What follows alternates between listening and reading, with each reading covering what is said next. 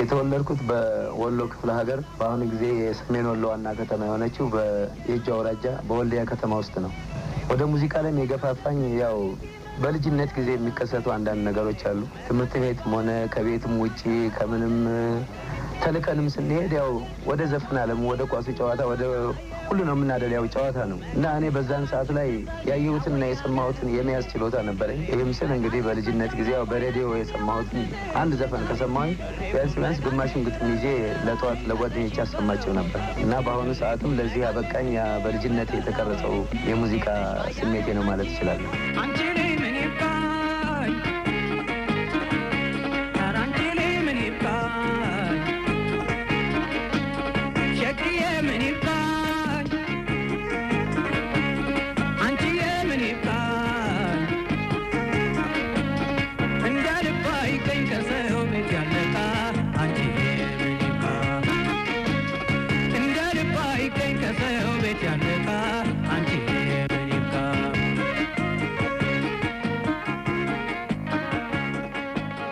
በግሌ ድርሰት ለምሳሌ የመጀመሪያ ክሬ ኮለል በያለበት የመጀመሪያ ድርሰት የራሴ ነው ሁሉም።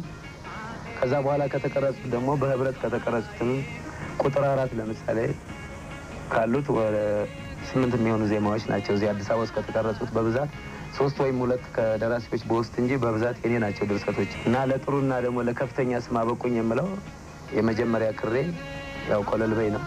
ከዛ በኋላ በቁጥር 4 ስማዳ ያለበት አሁን በ84 መጨረሻ ያወጣው ደግሞ ስቆ ማደር ጀመርኩ የሚለው ወይም ደግሞ በምን አወቅሽበት የሚለው ክር ነው።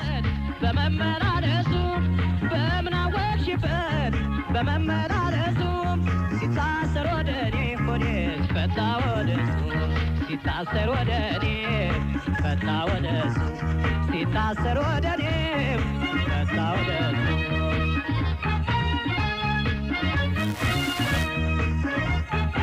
ወደዚህ ዘፈን ዓለም ስገባ በአማርኛ ዘፈን አይደለም የጀመርኩት። በታዋቂው የሐረር ብሔረሰብ ቆጥኛ ተጫዋች የነበረው አሊ መሐመድ ቢራ በሱ ዘፈን ነው እኔ ዘፈን የጀመርኩት። መጀመሪያ አክተር ነው የነበርኩት፣ ቲያትር ነበር የምሰራው። ቆጥኛ በምሰራበት ሰዓት ያው እንግዲህ የስላንግ ጉዳይ አለ። ወደ ሱዳንኛ ለመጫወት ምንም የሚያግድ ነገር የለውም። ሱዳንኛ እጫወታለሁኝ፣ ቆጥኛ እጫወታለሁ። እንዲሁም አስመራ ከተማ ውስጥ ለ10 ዓመት ያህል ስለተቀመጥኩ በ2 ቁጥር ክሬ ላይ እንደውም ትግርኛ ዘፈን ዘፍኛለሁ። ትግርኛም አሁን እጫወታለሁ። አሁን በቅርብ ደግሞ አፋርኛ ዘፈን ዘፍኛለሁ እና ማንኛውም ድምጻዊ ደግሞ የክለብ ዘፋኝ ከሆነ ከሀገር ውስጥም ሆነ ከውጭም በየአይነቱ የመስራት እንትን አለበት፣ ግዴታ አለበት ማለት እችላለሁ። ምክንያቱም ለሱም ለራሱ ለፈጠራ ችሎታ ጥሩ ነው ማለት እችላለሁ እና በዚህ ምክንያት የተለያዩ ነገሮችን ዜማዎችን የውጭም ሆነ የሀገር ውስጥ ለመጫወት በቅቻለሁኝ። አሁንም እየተጫወትኩ ነው። አትታከሌ ማመኖ ታኒ ማከሎ ክመተና አትታከሌ ማመኖ ታኒ ማከሎ ክመተና አይ አቱሲሃት መተና ኮሌ ምቂታት መተና አይ አቱሲሃት መተና ኮሌ ምቂታት መተና أتمدي أقويكو كسا مياماني كورمالي مياماني كورمالي تمدي أقويكو كسا مياماني كورمالي مياماني كورمالي أبايا بهايا أتي يعني ديدي لكبرني أبايا بهايا أتي يعني ديدي لكبرني يعني ديدي لكبرني ወደ ሙዚቃ ዓለም በገባሁበት ጊዜ ያፈራኋቸው እና ያካበትኳቸው ትምህርት አገኘ የምለው ከድምጽ ሌላ መሳሪያ እጫወታለሁ። ቤዝ ጊታር፣ ሊድ፣ ጃዝ እና ኦርጋን እጫወታለሁ እና በአሁኑ ሰዓት እንደውም በኦርጋኑ ገፍቼ ትምህርቱን ወስጄ በኦርጋን ለመመረቅና መሳሪያ ይዤ ለመጫወት እየጓጓሁ ነው። እሱም በታዋቂው ኦርጋኒስት በአቶ ይስሐቅ ባንጃውን ትምህርቱን ጀምሬ በመሰልጠን ላይ ነው ያለሁት ኦርጋን ይዤ ለመጫወት።